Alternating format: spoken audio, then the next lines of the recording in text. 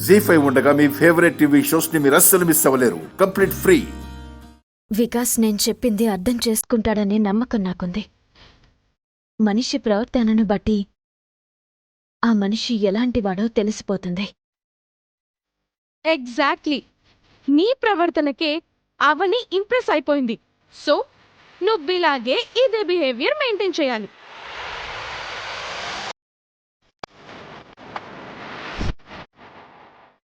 బయట ఏదో పనుండి వెళ్తున్నానని చెప్పింది. మరి ఇక్కడికెందుకొచ్చింది? ఏం మంతనాలు జరుపుతుంది?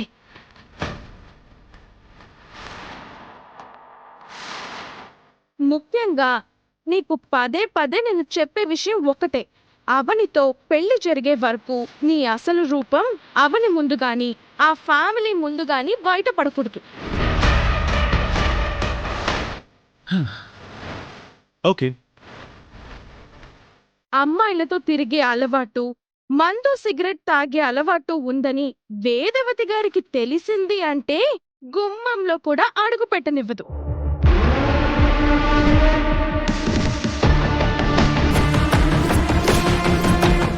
పేకాటలు, గుర్ర పందాలు ఆడే అలవాట్లున్నాయని తెలిస్తే అవని నీ మొహం కూడా చూడదు.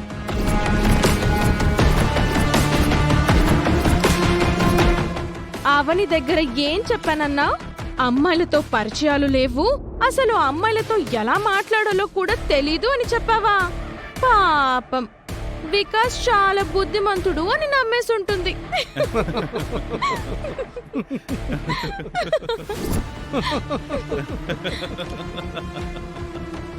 ఎంతో జాగ్రత్తగా ఉండే అవనిని నువ్వు ట్రాప్ చేసావంటే నేను అస్సలు నమ్మలేకపోతున్నాను. నిజంగా నీ గురించి ముద్దు ముద్దు మాటలతో ఎంత బాగా చెప్పిందో తెలుసా? ఆ చిలక పలుకులకి నాకే ముచ్చటేసిందంటే నమ్ము. నీకు లేని అలవాటు లేదని, నువ్వు పెద్ద సైకోవని అవనికి తెలిసిందంటే మాత్రం వెంటనే వెళ్ళి వేదవతి గారికి చెప్పేస్తుంది. ఆవిడకి గనక తెలిసిందంటే దుర్గాదేవి అవతారం ఎత్తుతుంది. త్రిశూలం పట్టుకొనొచ్చి నీ గుండెల మీద తాండవం చేసి గుండెల్లో త్రిశూలం దించుతుంది. విషయం వివరంగా చెప్పాను. ఈ విషయాలన్నీ నీకు నిద్రలో కూడా గుర్తుంటే బాగుంటుంది. షూర్. అవనిని దక్కించుకోవడం కోసం నిన్నటిలాగానే రాముడు మంచి బాలుడు అన్నట్టుగా నటిస్తాను. You don't worry. ఇటు చూస్తే నువ్వు నటించటం, ఇటు చూస్తే నువ్వు నటించటం, మీకోసం మేము నటించటం.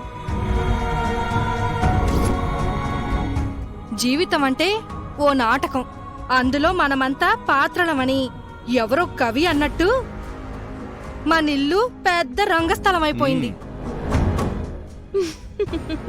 ఈ నాటకాలన్నీ బయటపడిన రోజున మాత్రం అందరికీ మామూలుగా ఉండదు. అబ్బా, మీరు నెగటివ్ గా మాట్లాడకండి. చేస్తున్నవే నెగిటివ్ పనులు, మళ్ళీ నెగిటివ్ గా మాట్లాడొద్దంటావేంటి? అవని ఇంట్లోనే ఉందా? ఉంది. ఏదో ఒక టైం చూసుకుని ఇంటికి వస్తాను.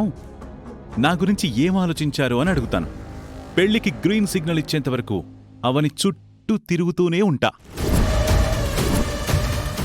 వికాస్ గురించి నేను ఊహించుకున్న దానికి ఇక్కడ జరుగుతున్న దానికి అస్సలు సంబంధం లేదు. నేను చెప్పినట్టు నువ్వు పాటించావంటే అవనితో నీ పెళ్లి అయిపోయినట్టే.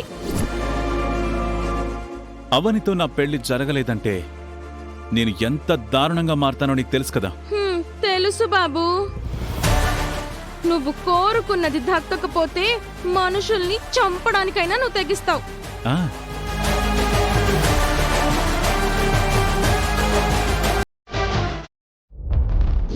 వికాస్ అర్థం చేసుకునేలా చేశాడంటే ఇక మనల్ని విడదీయడం నిహారికకు సాధ్యం కాదు. నేను మోయాల్సిన భారం అంతా అవని మోస్తుంది. నేను తీసుకోవాల్సిన బాధ్యతను అవని తీసుకుంది.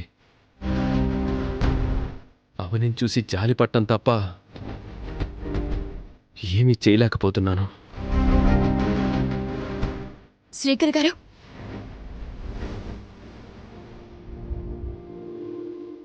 అవని నేను నీతో పాటే వద్దాం అనుకున్నాను.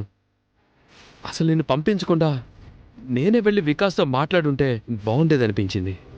వికాస్ని కలిసావా? వికాస్కి మన పెళ్లి విషయం చెప్పేశావా? మన వాసిపడినట్టు ఎప్పుడు ఏం జరిగాయి గనక అలా జరుగుంటే మన బతుకులు ఇలా ఎందుకుండేవి? ఏం జరిగింది? వికాస్తో చెప్పగానే హార్ష్గా రియాక్ట్ అయ్యాడా? హెల్ప్ చేయకపోగా ఇంట్లో అందరికీ చెప్పేస్తానని అన్నాడా? అసలు చెప్పే అవకాశం నాకెక్కడ కలిగింది? నేను ఊహించుకుని వెళ్ళిన దానికి వ్యతిరేకంగా జరిగింది అక్కడ. ఏమైంది? నేను ఇంట్లో అడుగు పెడదామనుకునే సమయంలో అందరూ మీటింగ్ పెట్టుకుని కూర్చున్నారు. వాళ్ళు మాట్లాడుకుంటున్న మాటల్లో వికాస్ ఎలాంటి వాడో తెలిసిందే. అమ్మాయిలతో తిరిగే అలవాటు, మందు సిగరెట్ తాగే అలవాటు ఉందని వేదవతి గారికి తెలిసింది అంటే గుమ్మంలో కూడా అడుగు పెట్టలేదు. పేకాటలు, గుర్ర పందాలు ఆడే అలవాట్లున్నాయని తెలిస్తే అవని నీ మొహం కూడా చూడదు. అంటే వాడమ్మ వాళ్ళ ముందు మంచివాళ్ళ నటించాడన్నమాట. అవునండి, వాణ్ణి చూసి నేను చాలా చాలా మంచివాడని అనుకున్నాను. వాడి మాటలు, ప్రవర్తన చూసి మోసపోయాను. వాడు జింక చర్మం కప్పుకున్న పులి. వాడు బుద్ధిమంతుడు, గుణవంతుడు కాదు. నీచుడు, రాక్షసుడు. అమ్మ వాణ్ణి క్షమించదు. అలాంటి వాడితో సంబంధం కలపాలని చూస్తున్నందుకు నిహారికను కూడా క్షమించదు. నిజాన్ని కళ్ళారా చూసిన తర్వాత నిజం బయట పెట్టేయాలని నాకు అనిపించింది. కాకపోతే మనమేమన్నా తొందరపడుతున్నామా అని ఇప్పుడు అనిపిస్తుంది. లేదవని, నిజం చెప్పడానికి ఇదే మంచి సమయం. వికాస్ విషయం బయటపడిన తర్వాత సంబంధం క్యాన్సిల్ కావడమే కాకుండా నిహారిక గురించి కూడా ఆలోచించుకుంటారు. అలాగే నిహారిక మాటలు కూడా తొందరగా నమ్మరు. వెళ్దాం పద. జీ5 యాప్ డౌన్లోడ్ చేసి అన్ని ఎపిసోడ్స్ పూర్తి ఉచితంగా చూడండి.